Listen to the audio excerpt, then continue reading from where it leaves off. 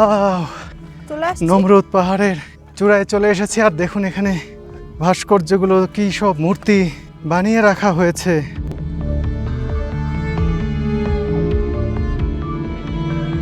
এই মূর্তিগুলো সত্যিই বিস্ময়কর।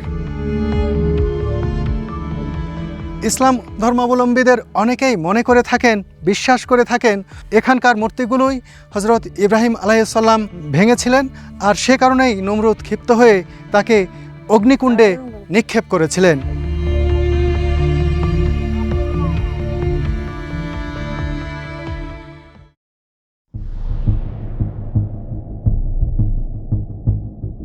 দুনিয়ার প্রথম স্বৈর শাসক বলা হয় নমরুদকে, আর সেই নমরুদের নামেই পাহাড় মাউন্ট নমরুদ।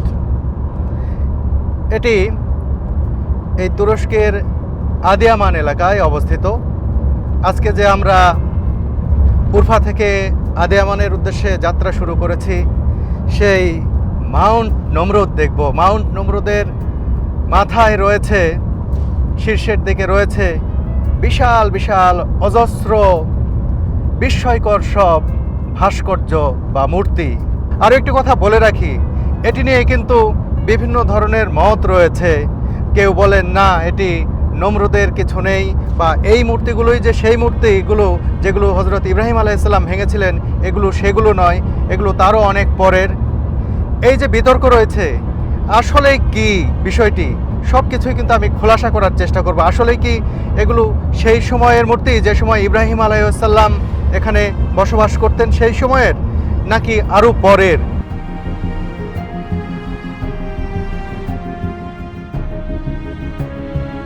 চলতে চলতে দেখা পেয়ে গেলাম ফোরাত নদী।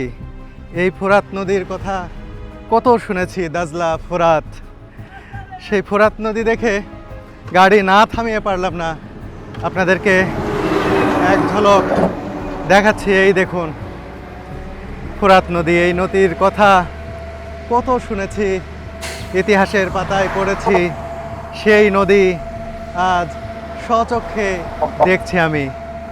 একবারে টলটলে জলের এক নদী বয়ে চলেছে এই তুরস্কের ভেতর দিয়ে। ফোরাত তথা ইউফ্রেটিস হল দক্ষিণ পশ্চিম এশিয়ার একটি প্রধান নদী, যা তুরস্ক থেকে উৎপন্ন হয়ে সিরিয়া ও ইরাকের মধ্য দিয়ে প্রবাহিত হয়ে দজলা বা টাইগ্রিস নদীর সাথে মিলিত হয়েছে। এটি সাতাল আরব নামে পারস্য উপসাগরে পড়েছে, যা প্রাচীন মেসোপটেমিয়া সভ্যতার জন্ম দিয়েছিল এবং বর্তমানে এটি খরা ও মানবসৃষ্ট কারণে শুকিয়ে যাচ্ছে। ইসলাম ধর্ম অনুযায়ী কিয়ামতের আগে এই নদীটি শুকিয়ে যাবে এবং এর মধ্য থেকে একটি স্বর্ণের পাহাড় বেরিয়ে আসবে, যা একটি বড় আলামত হিসেবে বিবেচিত হবে।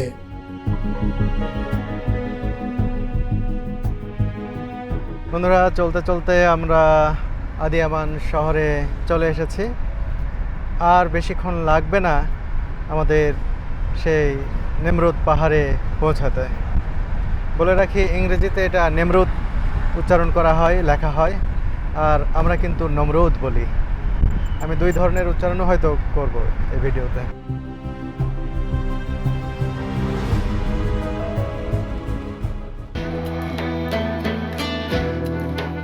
বন্ধুরা, টার্কিশ এয়ারলাইন্সের ট্যুর ইস্তাম্বুল প্যাকেজের মাধ্যমে যে কেউ কোনো খরচ ছাড়াই ঘুরে দেখতে পারবেন ইস্তাম্বুল শহর ও আশপাশের দর্শনীয় ও ঐতিহাসিক স্থানগুলো।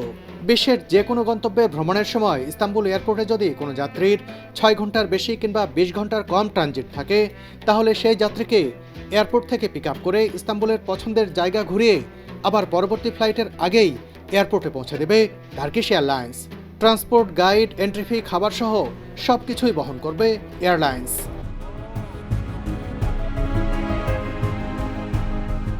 কি ভয়াবহ সময় অতিক্রম করেছে এই আদিয়ামান শহরবাসী।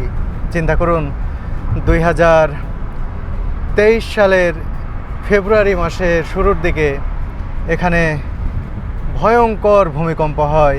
দেখুন সেই ভূমিকম্পের ধ্বংসস্তূপ রাস্তার দুই পাশে এখনও দেখতে পাচ্ছি। সে সময় এখানে কত মানুষ মারা গিয়েছিল। আর সেই শহরে যখন আজকে প্রবেশ করছি, আমরা নমরুদ পাহাড় দেখতে যাচ্ছি এই আদিয়ামান শহরের ভিতর দিয়ে, যাওয়ার সময় কিন্তু এই ধ্বংসস্তূপ দেখে আর সেই ঘটনার বিবরণ শুনে ড্রাইভার আমাদের গাইড আমাদের সেলিম ভাইয়ের কাছে সত্যিই অনেক খারাপ লাগছে। The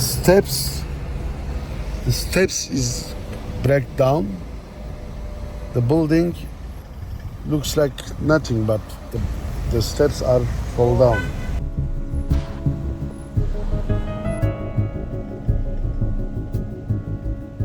প্রকৃতির কাছে মানুষ কতটা অসহায়।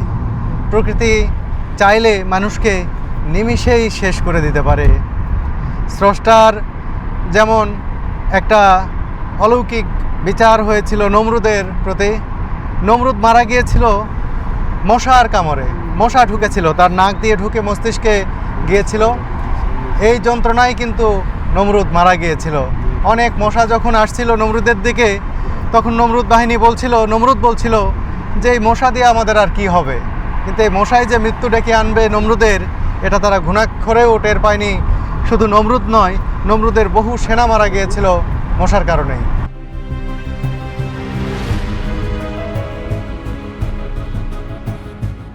বন্ধুরা, নমরুদ পাহাড়ের দিকে চলতে চলতে এমন একটি জায়গায় এসে আমরা থেমেছি যেখানে নমরুদের স্ত্রী এবং কন্যার সমাধি রয়েছে। নমরুদের স্ত্রী এবং কন্যার সমাধি দেখানোর পরেই আবার আমরা রওনা দেব সেই নমরুদ পাহাড়ের দিকে, যে পাহাড়ের চূড়ায় রয়েছে অনেক মূর্তি, বিশাল বিশাল অদ্ভুত আকৃতির সব মূর্তি। আর এখান থেকে কিন্তু নমরুদ পাহাড় দেখা যাচ্ছে। দেখুন ওই দূরের পাহাড়। আমাদের গাইড সেলিম ভাই দেখিয়ে দিলেন যে নমরুদ পাহাড় এই সোজা, ওখানে আমাদের যেতে হবে। আরও বেশ কিছুটা সময় লাগবে। তার আগে নমরুদের স্ত্রী এবং কন্যার সমাধি দেখে নিই আমরা। বন্ধুরা, চলে এসেছি নমরুদ পরিবারের এই সমাধি ক্ষেত্রের কাছে। এই যে এখানে দেখতে পাচ্ছেন একটি বিরাট স্তম্ভ। স্তম্ভের মাথায় দেখুন একটা ঈগল বসে রয়েছে, বিরাট একটা ঈগল। এটা সিম্বলিক একটা ভাস্কর্য, যেহেতু আকাশের রাজা ঈগল আর এই মাটিতে সেই সময় রাজা প্রতাপশালী ছিলেন নমরুদ, সেই জায়গা থেকেই সেই সিম্বল হিসেবেই কিন্তু এখানে এই ঈগল পাখির ভাস্কর্য স্থাপন করা হয়েছে। এই দেখতে পাচ্ছেন যে স্তম্ভ রয়েছে স্তম্ভের মাথার উপরে। আর এই যে নিচে এই জায়গা দেখছেন, এখানেই চারটি কবর রয়েছে, সমাধি রয়েছে।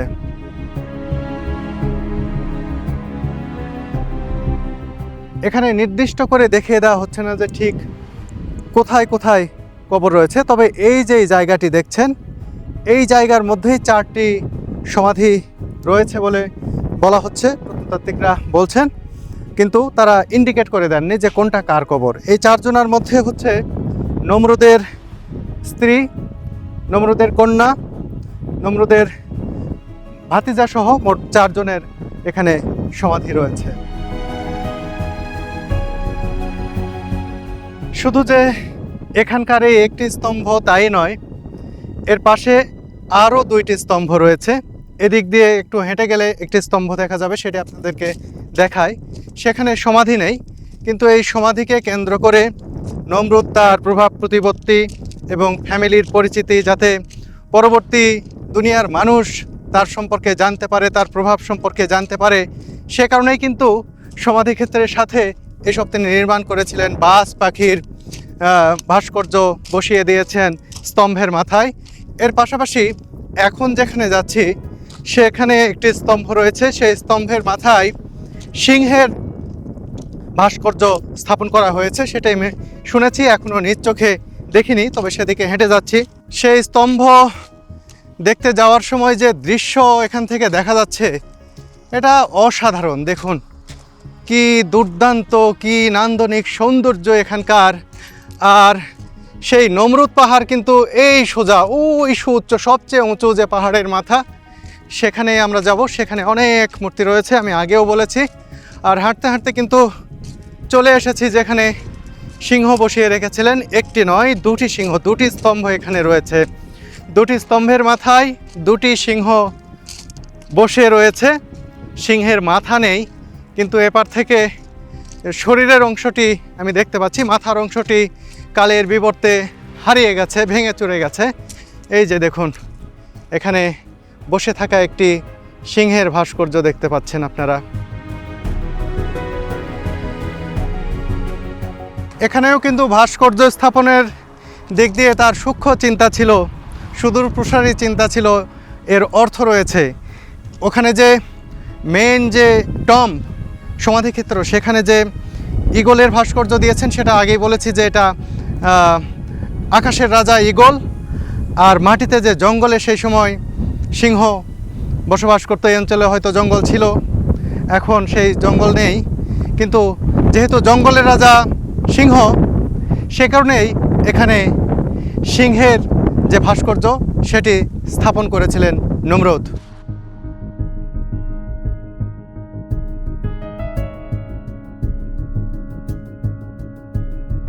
কি নৈসর্গিক দৃশ্য, সত্যি দারুণ। সিংহের ভাস্কর্য দেখে হাঁটতে হাঁটতে আমি এখন যাচ্ছি আরেকটি যে স্তম্ভ রয়েছে, যে স্তম্ভের মাথায় একটি ফলক বসানো রয়েছে এবং ফলকে নমরুদের ফ্যামিলি ব্যাকগ্রাউন্ড এখানে উল্লেখ রয়েছে, সেই স্তম্ভ দেখাবো। কিন্তু যেতে যেতে এই যে প্রাকৃতিক দৃশ্য দেখছি,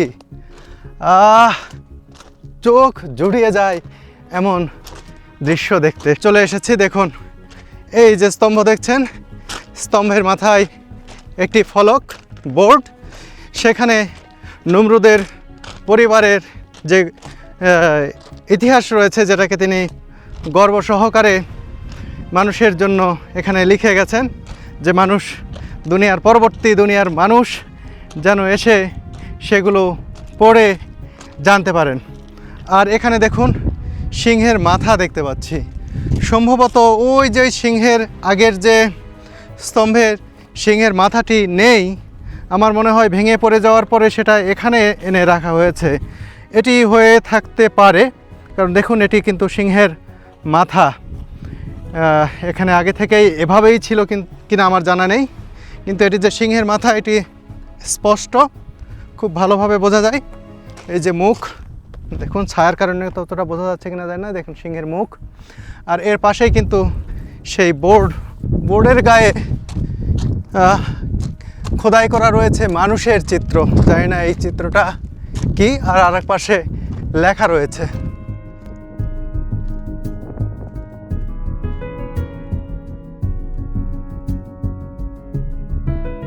কত পর্যটক এসেছেন এই জায়গাটি দেখতে, নমরুদ পরিবারের সমাধিক্ষেত্র দেখার জন্য। এখান থেকে তারাও কিন্তু নমরুদ পাহাড় দেখছেন, তাদের দেখিয়ে দেওয়া হচ্ছে যে ওই যে ওখানে রয়েছে নমরুদ পাহাড়ের পাশাপাশি এখানকার ইতিহাস তাদের জানিয়ে দিচ্ছেন গাইডরা।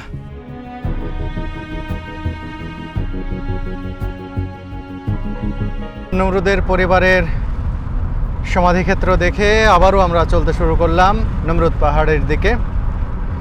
এই আঁকাবাঁকা পথে চলতে খুবই ভালো লাগছে, কারণ চারপাশের দৃশ্য এতই চমৎকার, এই চলার পথে কোনো ক্লান্তি স্পর্শ করছে না আমাদের।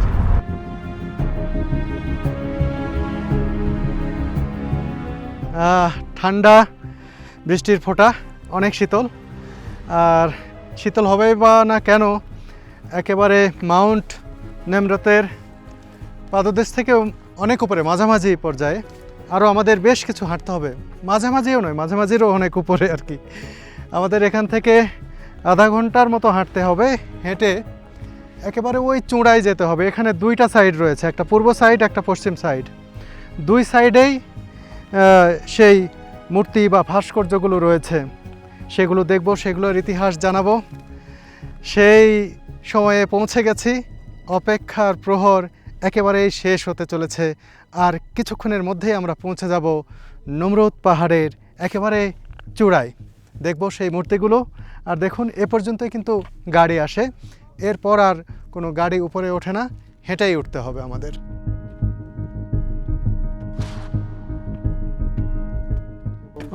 আমরা হাঁটা শুরু করেছি। হাঁটা শুরু করতেই অল্প একটু উঠতেই অদ্ভুত একটি জায়গা দেখছি, যেখানে অনেক পাথর ঝুলিয়ে রাখা হয়েছে, সম্ভবত মানত করার জন্য, মনের আশা পূরণের জন্য। এভাবে পাথর দেখুন দড়ি দিয়ে বেঁধে বেঁধে ঝুলিয়ে রাখা হয়েছে, অনেক পাথর। এখানে দেখুন বেশ পুরাতন একটি সিঁড়ি, এই সিঁড়িটা ভেঙে গেছে, আবার এদিকে নতুন সিঁড়ি তৈরি করা হয়েছে মাউন্ট নেমরুতের চূড়ায় যাওয়ার জন্য। খুব সুন্দর পথ তৈরি করে দেওয়া হয়েছে, শুধু পথই নয়, পথের ধারে এরকম বসার ব্যবস্থাও রয়েছে। চলতে চলতে আপনারা যদি হাঁপিয়ে যান তখন বসে রেস্ট নিতে পারবেন। শুধু রেস্ট নেওয়া নয়, আশপাশে তাকাবেন, এই যে নৈসর্গিক দৃশ্যগুলো দেখবেন, আপনার ক্লান্তি অনেকটাই কেটে যাবে। আর একটু কষ্ট তো করতেই হবে, নমরুদ পাহাড়ে উঠবেন, সেই প্রাচীন নিদর্শনগুলো দেখবেন, একটু কষ্ট করবেন না তা তো হবে না। আপনি তো এর আগেও এসেছেন নমরুদ পাহাড়ে। আগে আসছি, এই জন্যই আমি আগে থেকে বুঝতে পারছি যে আজকে একটা চ্যালেঞ্জিং বিষয় আছে। এর আগে যখন আসছিলেন হ্যাঁ। এই জায়গাটা দেখে আপনার কেমন লাগছিল? মানে উঠতে একটু কষ্ট হয়, কিন্তু ওইখানে ওঠার পর মানে ওইখানে এমন একটা ভিউ আছে, মানে অসাধারণ একটা সৌন্দর্য। ওইখানে গেলে এই মূর্তিগুলো না, আবহাওয়াটা খুব মানে সুন্দর, ঠান্ডা একটা আবহাওয়া, আর ভিউটা চমৎকার একটা ভিউ। এই যে সুরভি প্রথম হাইকিং করতেছে। ফার্স্ট টাইম এত উঁচু পাহাড়ে উঠতেছি, কোনো এক্সপিরিয়েন্স নাই, আপাতত একটু আসলাম, খারাপ লাগছে না। তবে এই কষ্ট করার পর যে ভিউটা দেখতে পাবো, যেটা মামুন ভাই বললেন, ওটা অকল্পনীয়, মানে সারা জীবন মনে থাকবে। একটু মানে ভালো স্মৃতি রেখে যাওয়ার জন্য, মানে স্মৃতি যাতে আমাদের ডায়েরিতে থাকে, এর জন্য এরকম কষ্ট করাটা জায়েজ। সুরভির জন্য যতটা কষ্ট হচ্ছে, আমি এর আগে অনেক উঁচু পাহাড়গুলোতে উঠেছি, সে কারণে আমার কাছে এটা ততটা কষ্টের কোনো কিছু নয়।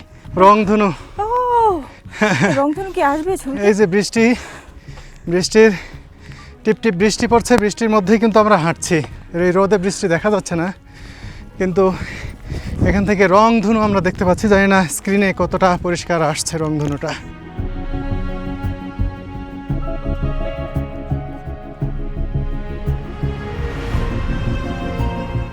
বৃষ্টি হচ্ছে টিপ টিপ, এর মধ্যে আমরা উঠছি। এই পথটা বেশ পিচ্ছিল হয়ে গেছে, ভালো করে পা না ফেললে পা পিছলে যাচ্ছে। অসতর্ক হলে এখানে একটা দুর্ঘটনা ঘটতে পারে। যত উপরে উঠছি, এই রংধনুটা ততই পূর্ণাঙ্গ রূপে ধরা দিচ্ছে চোখে। ক্রমে এগিয়ে চলেছি, আর বেশি সময় লাগবে না একেবারে সেই নমরুদ পাহাড়ের এই চূড়ায় উঠতে। গেলেই সেই মূর্তিগুলো দেখব। শুধু মূর্তিই নয়, এখানে কিন্তু নমরুদের সমাধিও রয়েছে নাকি। চলুন যাই, সমাধি দেখতে পাই কিনা। সেখানে মূর্তি তো আছেই। বন্ধুরা, আমরা পূর্ব দিকের সাইডে চলে এসেছি। এই যে দেখুন, এখানে লেখা রয়েছে ইস্টার্ন টেরেস।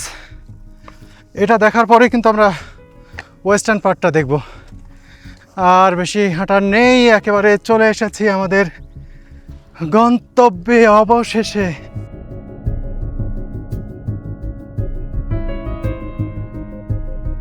চূড়ায় চলে এসেছি, আর দেখুন এখানে কি সব ভাস্কর্যগুলো, কি সব মূর্তি এখানে বানিয়ে রাখা হয়েছে।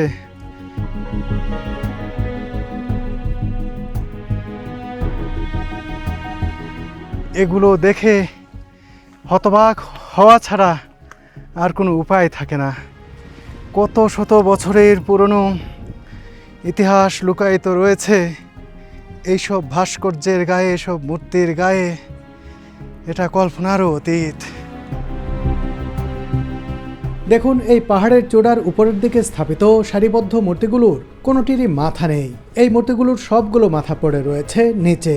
তবে কিভাবে মাথাগুলো ভেঙে পড়লো তা নিয়ে যত জল্পনা কল্পনা আর বিশ্বাস অবিশ্বাসের গল্প কাহিনী।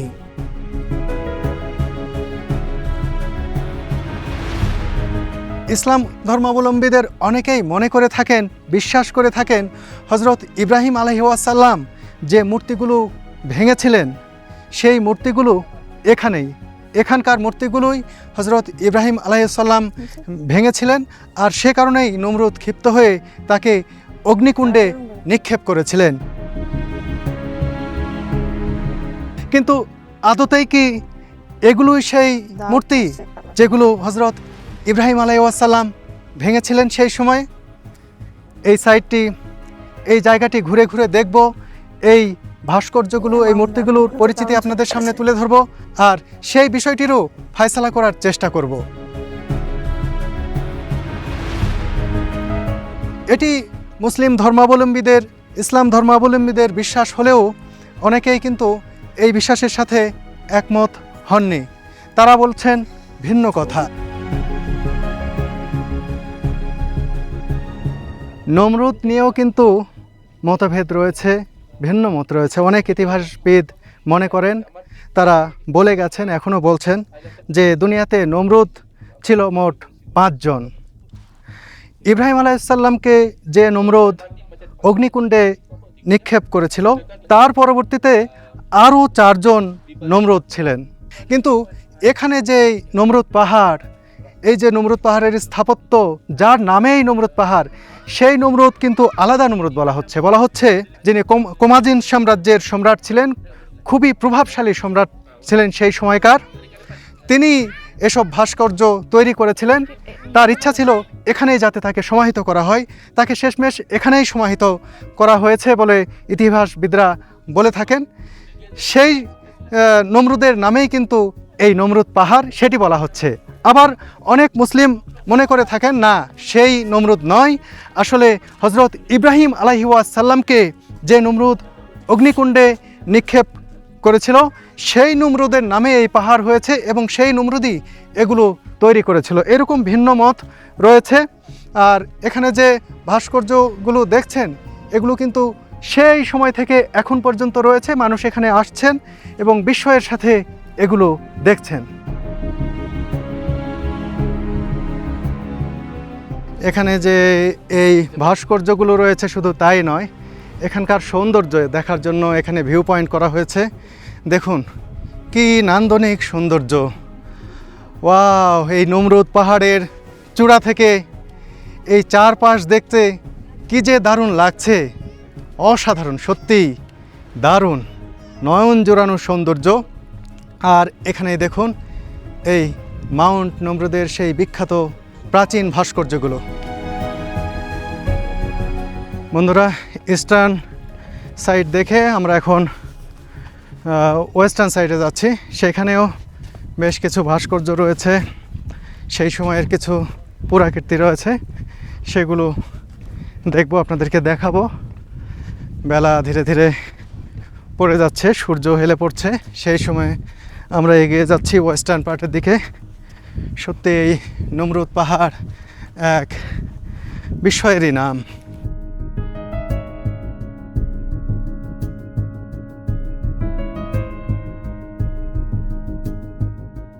ও বন্ধুরা, এই যে ওয়েস্টার্ন সাইডে চলে এসেছে।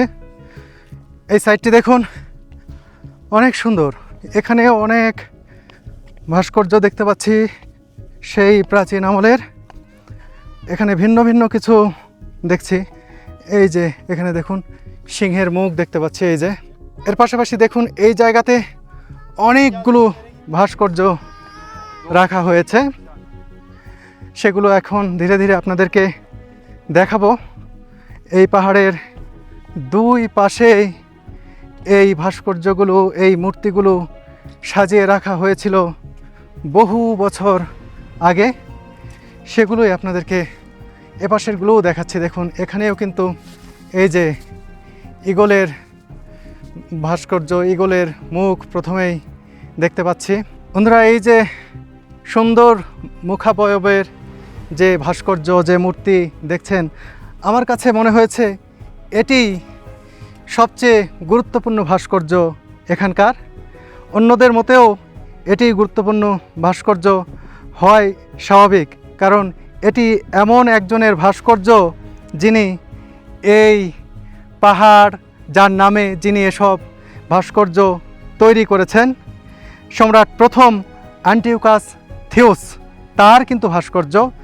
আগের যে আমরা ইস্টার্ন সাইডে যেটি দেখছি, একই আকৃতির যে ভাস্কর্যটি রয়েছে তার মুখাবয়বের, সেটিতে কিন্তু নাম লেখা ছিল না, এখানে উল্লেখ করে দেয়া হয়েছে।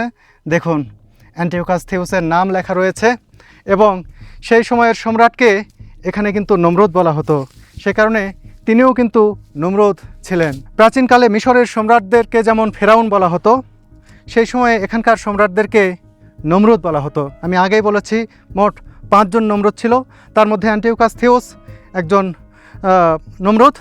তার নামেই এই পাহাড়ের নামকরণ করা হয়েছে বলে অনেকেই মনে করেন। আমি আবারও বলছি, অনেক মুসলিম বিশ্বাসী মনে করেন যিনি ইব্রাহিম আলাইহিস সালামকে অগ্নিকুণ্ডে নিক্ষেপ করেছিলেন, অনেকেই বিশ্বাস করেন তিনি সেই নমরুদ যার নামে এই পাহাড়টি হয়েছে, তিনি এই মূর্তিগুলো তৈরি করেছিলেন এবং ইব্রাহিম আলাইহিস সালাম এই মূর্তিগুলোই ভেঙেছিলেন।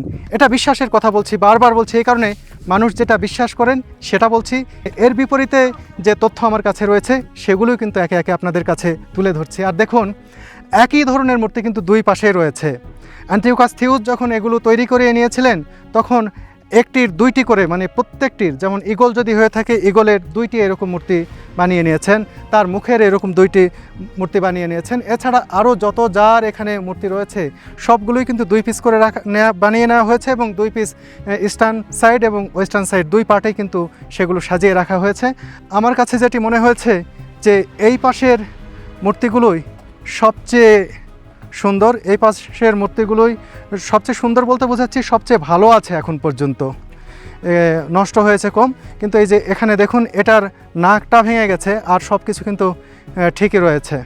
এখন যেভাবে দেখছেন এই মাথাগুলো এখানে ওখানে পড়ে রয়েছে, প্রাচীনকালে অর্থাৎ সেই সময় কিন্তু এগুলো এভাবে ছিল না। কিভাবে ছিল তার একটি দৃষ্টান্ত এখানে রাখা হয়েছে। দেখুন, খুব সুন্দরভাবে সজ্জিত ছিল এই মূর্তিগুলো। দেখুন, ঠিক এভাবে ছিল, দেখতে পাচ্ছেন অ্যান্টিওকাস থিওসের মূর্তি, আর 2 পাশে অন্যান্যদের এবং একেবারে শেষের 2 পাশে 2টি সিংহ দেখুন, আর সিংহের পাশেই ঈগল রয়েছে। এই ঈগলগুলোর কিন্তু এখন মাথায় শুধু অবশিষ্ট রয়েছে, আর অন্যদের পা, হাত এখানে কিন্তু ভেঙে চুরে পড়ে রয়েছে। পূর্ণাঙ্গ যে তাদের দেহ সেটি আর কিন্তু অবশিষ্ট নেই। তারপরেও যেটুকু রয়েছে সেটাই কিন্তু ইতিহাসের এক অনন্য রসদ, যা এখন পর্যন্ত পুরাতত্ত্ব নিয়ে যাদের আকর্ষণ, তাদের জানার তৃষ্ণা মেটাচ্ছে, তাদেরকে আগ্রহী করে তুলছে ইতিহাস সম্পর্কে, প্রত্নতত্ত্ব সম্পর্কে। আর প্রাচীন এই যে ভাস্কর্য, এই ভাস্কর্য তৈরির যে শৈলী, এর রূপ, এগুলো বিশ্লেষণ এবং এর যে নিপুণতা, সেগুলো পর্যবেক্ষণ করতে সহায়তা করছে এই ভাস্কর্যগুলো। এই মাউন্ট নমরুদের চূড়ায় যে শুধুমাত্র অ্যান্টিওকাস থিওস অর্থাৎ নমরুদের সমাধি রয়েছে তাই নয়, এখানে তিনি যখন মারা গিয়েছিলেন ঠিক সেই সময়ে তার শেষকৃত্য অনুষ্ঠান হয়েছিল। বিশাল অনুষ্ঠান নাকি হয়েছিল সেই সময়ে। আর তার সমাধিটা ঠিক কোন জায়গায় রয়েছে এই পাহাড়ের এই চূড়ার, তা কিন্তু এখন পর্যন্ত ইন্ডিকেট করা যায়নি, এটা শনাক্ত করা যায়নি। এই মাউন্ট নমরুদের সব ধরনের মতবাদ এবং ইতিহাস পর্যবেক্ষণ করলে যেটি বোঝা যায় সেটি হচ্ছে এটি সেই নমরুদের তৈরি এই ভাস্কর্য, বা সেই নমরুদের নামে এই মাউন্ট নমরুদের নামকরণ হয়নি যেই নমরুদ ইব্রাহিম আলাইহিস সালামকে অগ্নিকুণ্ডে নিক্ষেপ করেছিলেন। তারপরেও বিশ্বাস অবিশ্বাসের বিষয় থেকেই যায়। আমি যেটা বললাম সেটিও যে পুরোপুরি সঠিক, এর সপক্ষে একেবারে শতভাগ দলিল উপস্থাপন করা সম্ভব নয়। তাই অনেকেই যারা মনে করেন বিশ্বাসীদের মধ্যে যে এটি সেই জায়গা যেখানে হজরত ইব্রাহিম আলাইহিসসালাম এসে এই মূর্তিগুলোই ভাঙচুর করেছিলেন। তাদের বিশ্বাসকে উড়িয়ে দেয়া সহজ নয়, উড়িয়ে দেয়া যায় না মোটেই।